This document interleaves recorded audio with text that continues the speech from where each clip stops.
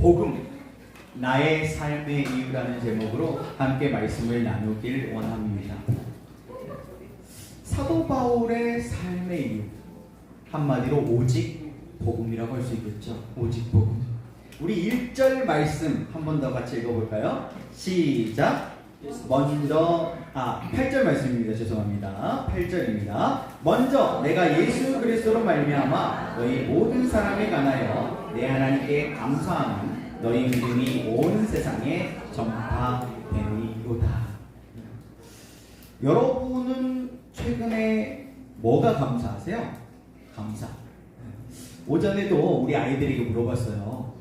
최근에 우리 일주일 동안 가장 감사했던 게 뭐야? 라고 물어봤더니 맛있는 거 먹어서 감사 뭐 이런 제목도 있고 여러 가지 감사 제목이 있었어요. 특이한 거는 우리 하준이가 햄스터가 뚱뚱해서 감사. 햄스터를 키우고 있나 봐요. 그런데 햄스터가 워낙 잘 먹어가지고 쑥쑥 자라고 있나 봐. 그래서 너무나 감사해요. 너무 귀엽죠. 네. 또 권사님 같은 그런 대답도 있어요. 감사할 수 있어서 감사. 우리 하윤이 감사할 수 있어서 감사하대요. 야, 너무 멋지죠? 사도 바울의 감사의 제목은 무엇이었을까? 바로 오직 복음 때문에 감사하는 삶이었습니다. 우리가 방금 읽었던 것처럼 사도 바울이 감사하는 감사의 제목은 오직 복음, 이 복음이 온 세상에 전파된 걸로 인하여 감사했습니다. 사도 바울은 나중에 옥에 갇혔을 때에도 그런 편지를 쓰기도 해요. 내 이름이 나는 것과 내 이름이 나지 않아.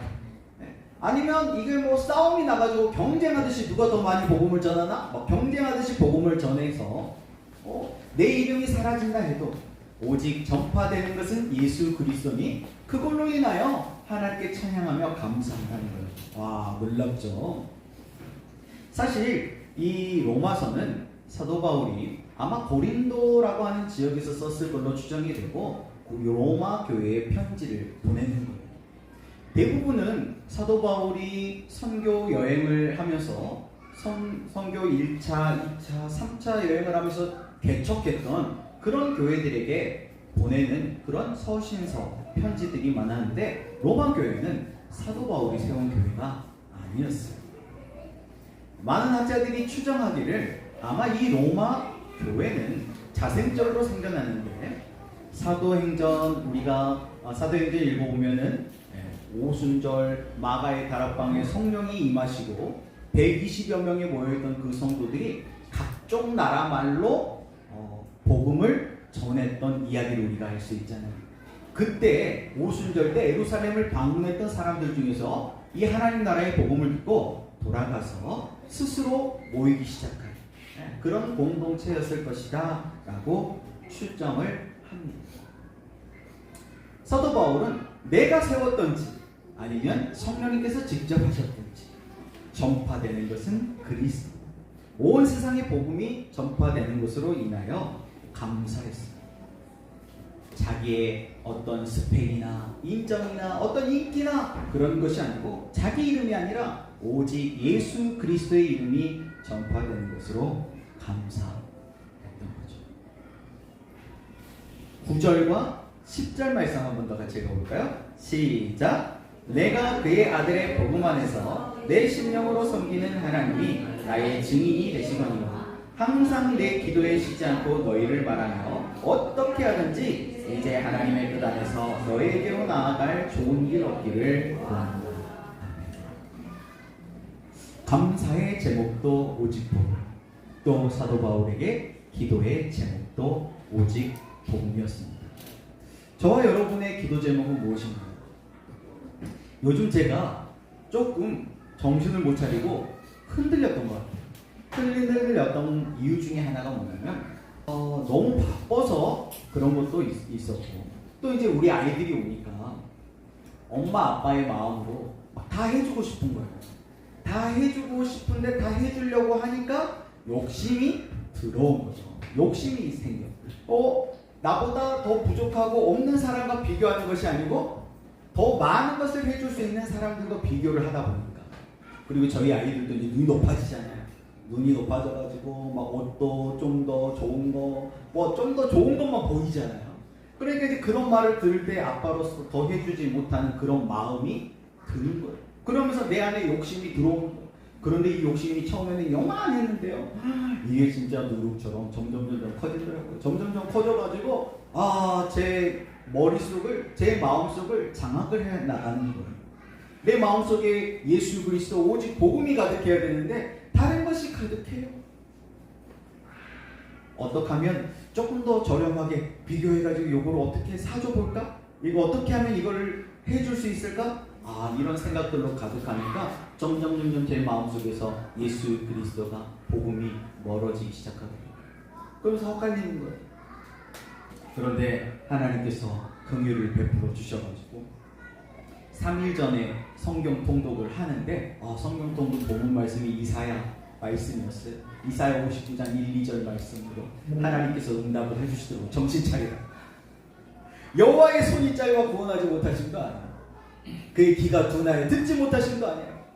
오직 너희 죄악이 너희와 너희 하나님 사이를 갈라놓았고 너희의 죄악이 그의 얼굴을 가려서 너희에게서 듣지 않으시게 하면. 아멘.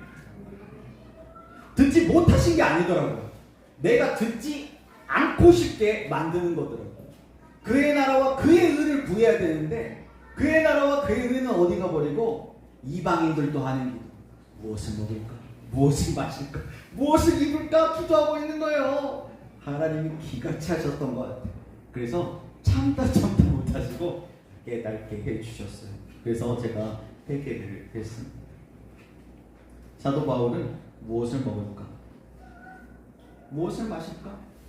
무엇을 입을까? 이거는요 하나님이 이미 다 하신대요. 그래서 우리가 마태복음에서 이미 살펴보았던 것처럼 너희는 먼저 그의 나라와 그의 의를 구하라. 그리하면 이 모든 것을 너희에게 더하신다고 약속의 말씀을 주고 계세요. 저와 여러분은 무엇을 위해 기도하고 계십니까? 하나님이 다 알고 계십니다. 먼저 그의 나라와 그의 의를 구할 수 있는 저와 여러분들이 다 되시기를 예수님의 이름으로 축복합니다. 제가 7월 첫째 주에 강원도 평창을 난생 처음으로 가봤어요. 저는 늘 학교, 집, 학교, 교회, 집 요 바운더리를 못 벗어나는 약간 저의 성격이기도 하고 늘 안정적인, 내가 잘 아는 길로만 다니거든요. 그러니까 새로운 거 도전을 잘 못해요. 근데 이제 GMP라고 하는 선교회를 섬기면서 울산도 처음 가보고 이번에는 평창도 처음 가봤어요. 저는 평창이 어디 저기 북한 그쪽 어디에 있는 것처럼 마음속에서 이 평창 가면 죽는 걸 가다가 거기는 다시 못 돌아오는 것쯤으로 생각을 하고 있었는데 막상 가보니까 그냥 가더라고요.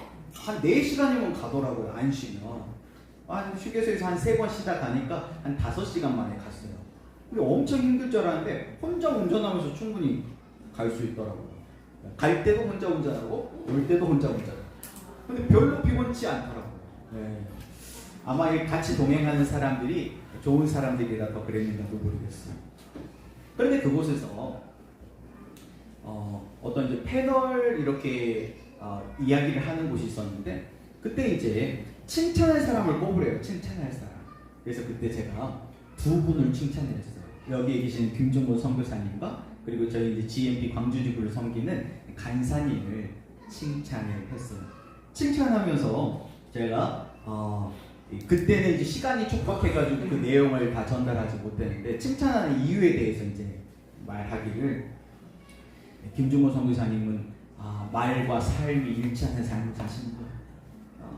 자신의 몸이 그렇게 자신의 건강을 챙겨야 될 텐데 그럼에도 불구하고 뭔가 하나님의 뜻을 위해서 하나님의 나라를 위해서 또 사역을 놓지 못하시고 그 사역을 또 하기 위해서 기도하고 간구하는 모습을 볼 때 칭찬하고 싶은 사람은 김종호 선교사님입니다. 이렇게 이제 제가 추천을 했었습니다. 사도 바울도 그랬던 것 같아요. 자신을 돌아보기보다는 하나님 나라와 그의 의에 미쳤던 것이죠. 현대인들 보면은 뭔가 하나에 다 미쳐 살아가는 것 같아요. 그렇죠? 근데 미치려면 제대로 미쳐야 되는 것 같아요. 그렇죠? 예수 그리스도 이 오직 복음에 우리가 미친 자가 되었으면 좋겠습니다. 사도 바울에게는 감사의 제목도 오직 복음, 기도의 제목도 오직 복음이었습니다. 왜 그랬을까요? 14절 말씀 같이 읽어볼까요? 시작! 헬라인이나 야만인이나 지혜 있는 자나 어리석은 자에게 다 내가 빚진 자. 근데 사도 바울이 뭐 돈을 빌렸다는 그런 흔적들은 없잖아요. 뭘 빌리지도 않았는데 빚진 자의 마음이 있었다. 어떤 빚을 졌다는 말일까요? 바로 사랑의 빚을 말하는 거죠. 사랑의 빚. 사도 바울은 이 오직 복음, 이 복음의 은혜를 받고 나서 너무 그 사랑이 너무 크니까 그것을 빚진 마음이다 표현했습니다. 빚진 마음. 빚진 마음을 다른 말로 표현하면 감사하는 마음이에요. 감사하는. 사도 바울은 감사하는 마음이 있었어요. 사자성어 중에 이런 사자성어 있죠. 배은 망대. 어떤 경우에 쓰나요? 이런 경우에 쓸 것 같아요. 물에 빠진 사람 건져줬더니 보따리 내놔라. 요즘 현대인 크리스천들은 이런 경우가 많은 것 같아요. 하나님께서 그 아들 독생자 예수 그리스도를 우리에게 보내주셔서 우리를 죄 가운데서 건져주셨는데 죽은 자를 살려줬더니 이제는 보따리 내놔라. 마치 뭐 맡겨놓은 것처럼. 아까 우리 찬양 인도하시면서 또 우리 예배의 본질에 대해서 나눠주셨는데 위로는 참 좋은 것이죠. 위로는 참 좋은 거예요. 하나님께서도 우리를 위로하십니다. 우리의 연약함을 다 알고 계세요. 그래서 오래 기다리십니다. 그런데 마치 뭐 빌린 돈 받으러 떼인 돈 받으러 온 것처럼 안 좋으면 안 가. 막 내쓰고 금식 기도를 하라 그랬더니 단식 투쟁을 하는 거예요. 마치 사춘기 어린 아이들처럼 막 때를 쓰는 거죠. 나 이거 안 사주면 나 죽어버릴 거야. 금식 기도. 근데 하나님이 기뻐하시는 금식은 그런 금식이 아니잖아요. 하나님의 말씀대로 살아가는 것이 금식이잖아요. 나의 욕심을 스스로 절제하는 것이 금식이잖아요. 이미 가진 것이 많은데 몸만 불평해요. 감사하지 못하고. 진정한 금식은 내가 가진 것을 없는 사람들에게 나누는 것이 진정한 금식일 겁니다. 사도 바울에게는 이 빚진 마음이 있었기 때문에 오직 복음을 위해서 살 수 있었던 거죠. 마지막으로 사도 바울에게 소원도 오직 복음이었습니다. 15절 말씀 같이 읽어볼까요? 시작! 그러므로 나는 할 수 있는 대로 로마에 있는 너희에게도 복음 전하기를 원한다. 앞서 말씀드렸던 것처럼 이 로마 교회가 사도 바울이 세운 교회가 아니에요. 그럼에도 불구하고 사도 바울은 여러 차례 로마 교회를 가고자 합니다.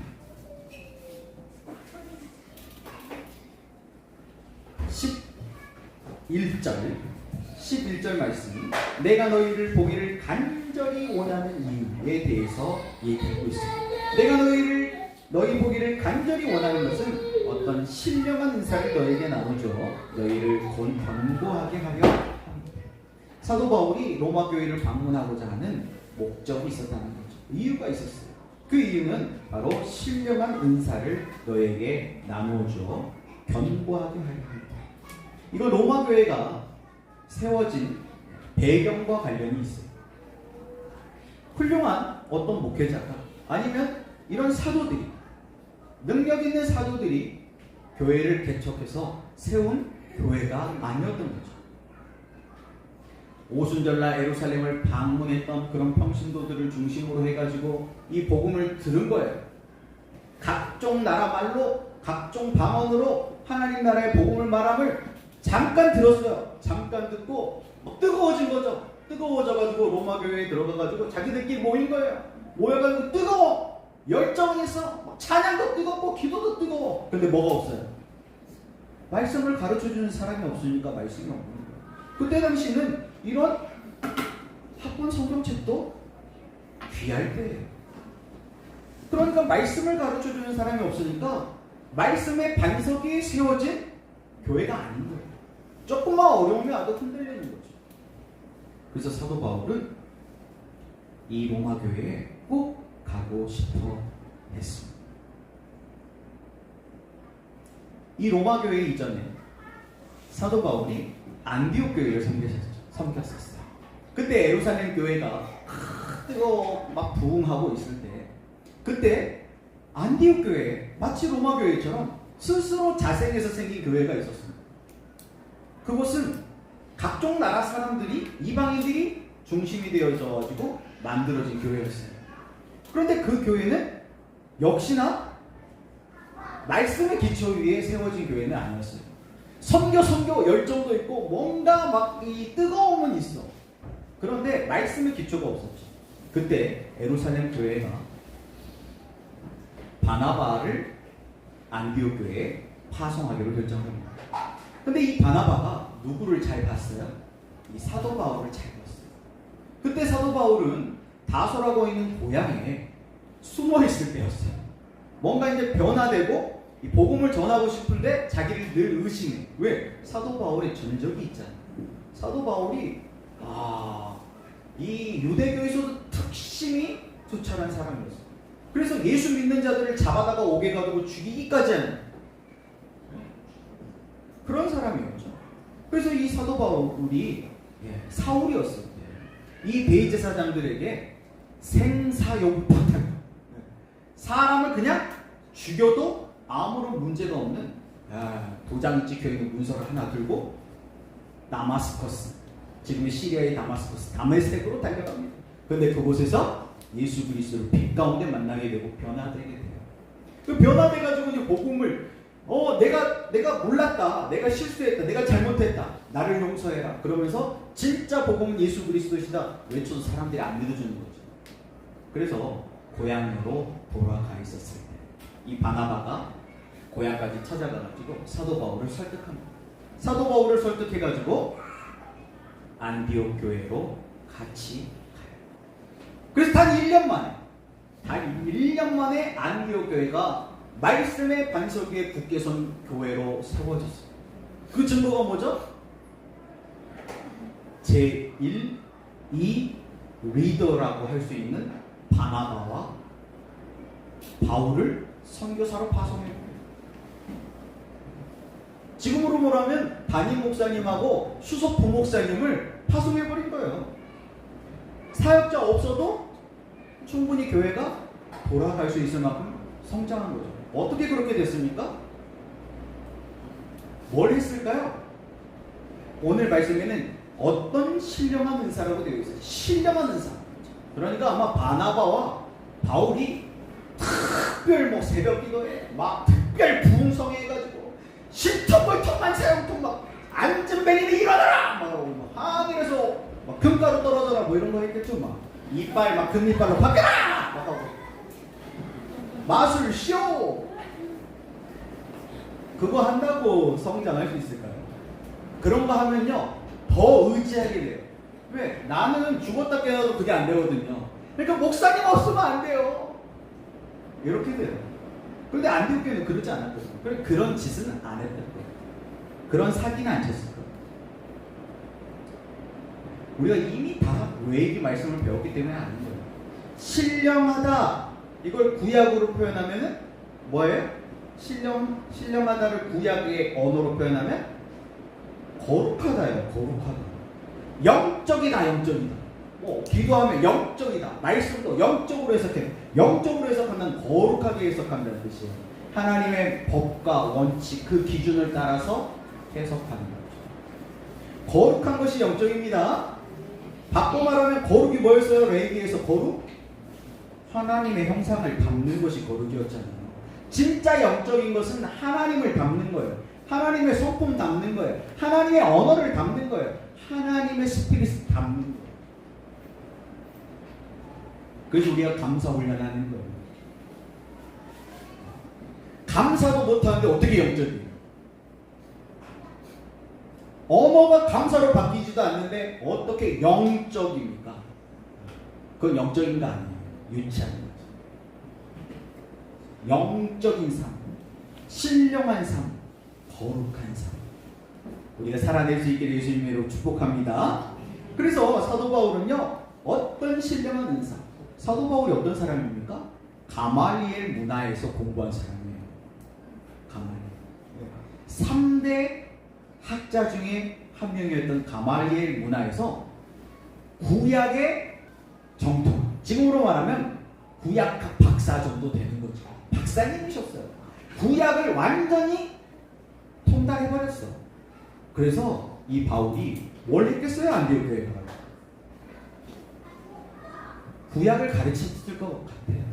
왜냐하면 안디옥 교회는 예수님의 십자가 부활 승천에 대한 이야기를 들었어요. 그때 당시에는 신약 성경이 기록되기 전이니까요. 신약 성경은 없어요. 구약 성경만 있을 때인데 그 구약 성경 구하기도 어려워.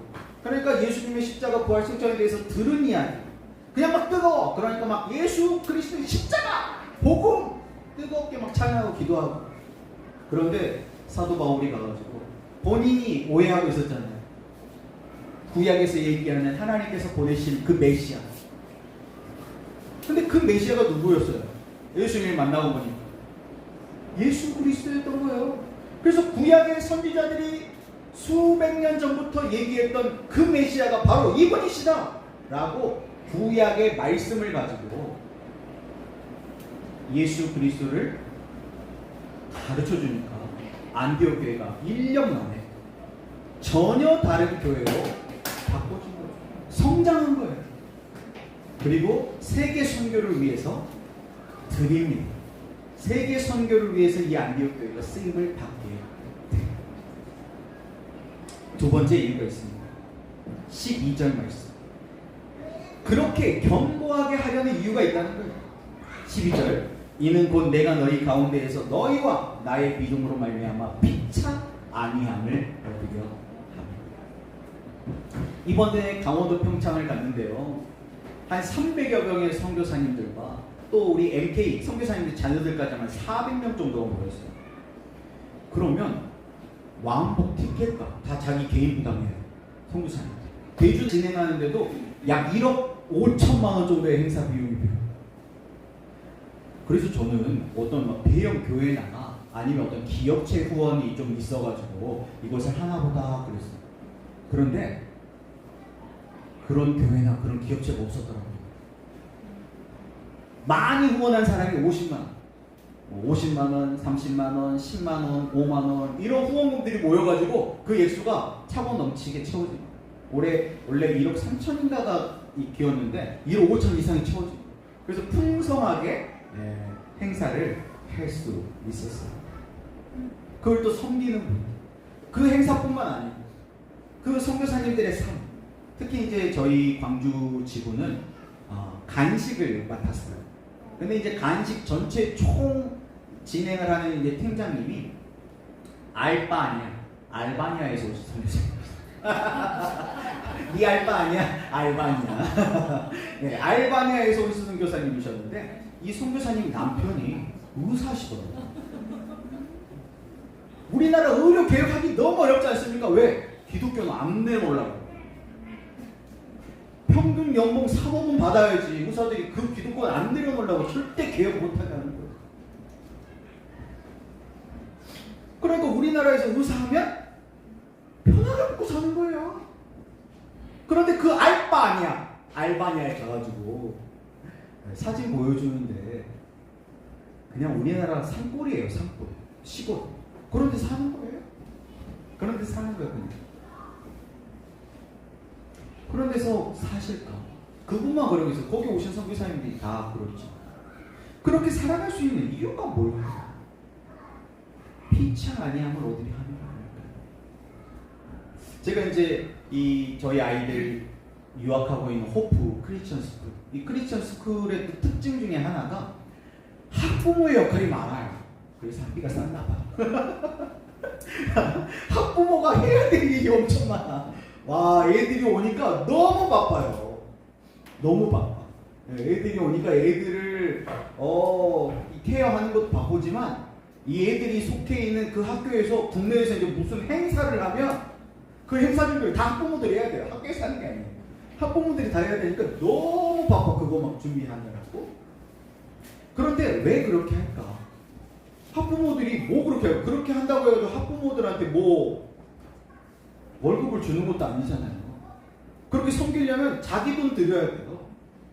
저도 이번에 이제 호프 관심자들이 있어가지고 제가 지지난주에 말씀드렸던 것 같은데 상담을 하느라고 하루는 순창 갔다가 그 다음날은 고흥 갔다가 또 나주 혁신도시 갔다가 돌아다니는데 교통비 하나도 안 줘요. 그 학교에서는. 그냥 제가 다 하는 거예요. 근데 왜 그렇게 섬기는 거예요? 피차 아니에요. 왜? 자식을 책임져 주니까. 목숨보다 귀한 자식을 책임져 주니까 헌신하는 거예요. 사도 바울도 왜 그의 나라와 그의 의를 위해서 하나님 나라에 목숨을 걸었을까요? 피차예요. 사도 바울에게는 세계 선교의 꿈이 있었거든요. 그런데 이 안디옥 교회를 그렇게 든든하게 세워놓으니까 이 안디옥 교회가 이 사도 바울의 열정, 이 사명, 이 비전을 뒷받침해주는 든든한 지원자가 된 거예요. 그래서 1차, 2차, 3차 세계 선교 여행의 든든한 후원자로 뒤에서 팍팍 밀어주는 거예요. 그러니까 헌신하는 거죠. 그런데 사도 바울이 보니까 땅끝까지 이르러 증인이 되라 했거든요. 땅끝. 그때 당시의 세계관으로 땅끝은 지중해 끝에 있는 서머나 스페인이었어요. 스페인까지 복음을 전하고 싶은 거예요. 와, 그 열정 누가 막아? 사도 바울 막을 수가 없어요. 내가 이 복음을 증거하는 일은 나의 생명도 조금도 아까워하지 않겠다. 목숨을 걸어버렸어요. 그런데 이 서머나 교회까지 복음을 전하기 위해서는 이 안디옥 교회의 역량만으로는 부족한 거예요. 왜? 이 안디옥은 이 아시아를 중심으로 한 선교의 거점, 베이스 캠프 역할을 한다면 이제 이 로마 교회가 안디옥 교회처럼 좀 든든히 서줘가지고 왜? 로마는 그때 당시에 세계의 중심이잖아요. 그러니까 이 로마 교회가 지원을 해주면 더 많은 지역 하나님 나라의 복음을 증거할 수 있을 거예요. 그래서 이 로마 교회를 꼭 가고 싶었던 거예요. 이 로마 교회를 꼭 가가지고 이 로마 교회를 안디옥 교회처럼 성장시켜가지고 이 로마 교회가 팍팍 지원하고 밀어줘가지고 땅끝까지 복음을 전하게 되면 얼마나 좋을까 하는 그 비전, 그 사명 때문에 로마 교회에 꼭 가고 싶었던 것이죠. 그런데 13절에 특이한 구절이 있습니다. 형제들아, 내가 여러 번 너희에게 가고자 하는 것을 너희가 모르기를 원하지 아니하노니 이는 너희 중에서도 다른 이방인 중에서와 같이 열매를 맺게 하려 함이로되 지금까지 길이 막혔다. 여러 번 가려고 했어요. 로마 교회에 여러 번 가려고 했는데 자꾸 길이 막혔어요. 이 길이 막힌 것이 여러 가지 이유가 있겠죠.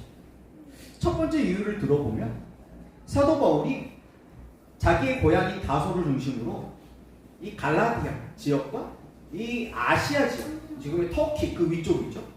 그 지역을 선교하고 싶어 했어요. 그런데 하나님께서 꿈에 그쪽으로 가지 말고 지금의 그리스 쪽으로 마게도냐 지역으로 넘어가라 하는 환상을 보여줘요.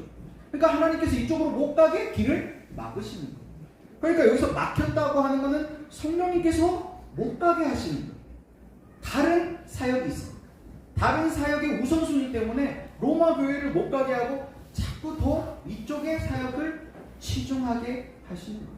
그게 첫 번째 이유로 들을 수 있습니다. 두 번째 이유는 사도 바울에게는 육체의 가시가 있었다. 들어보셨죠? 이 육체의 가시를 많은 학자들이 해석하기를 질병이었을 것이다 라고 해석을 합니다. 그러니까 건강상의 이유로 어떤 질병의 문제 때문에 가고자 했지만 막혔다는 뜻으로 해석을 할 수 있습니다. 여러 번 로마 교회까지 가고 싶었지만 못 갔던 거예요. 그럼에도 불구하고 사도 바울은 또 기회만 있다. 하나님의 때에 하나님의 방법으로 로마 교회에 가기를 원했습니다. 근데 저만 봐도 뭔가 한 번, 두 번 시도해봤다가 안 되네. 그러면 에이 하나님의 뜻이 아닌가 보다 하고 다른 걸 찾고. 근데 사도 바울은 그러지 않았어요. 환경을 바라보지 않았습니다. 주만 바라보았어요.